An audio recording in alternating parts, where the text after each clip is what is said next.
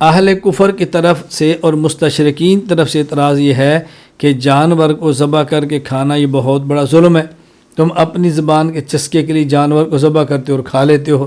جواب سماعت فرمائیں، ہم کہتے ہیں قرآن کریم سورۃ البقرہ آیت نمبر 29، هو الذی خلق لکم ما فی الارض جمیعا، اللہ نے تو تمام چیزوں کو انسان کے لیے پیدا کیا ہے۔ سورۃ النحل آیت نمبر 61، وَلَوْ يُؤَاخِذُ اللَّهُ النَّاسَ بِظُلْمِهِمْ مَا تَرَكَ عَلَيْهَا مِن دَابَّةٍ، اگر اللہ تعالیٰ انسان کے گناہوں کی وجہ سے انسان کی پکڑ شروع کرے تو زمین پر ایک جانور بھی زندہ نہ چھوڑے۔ کیوں؟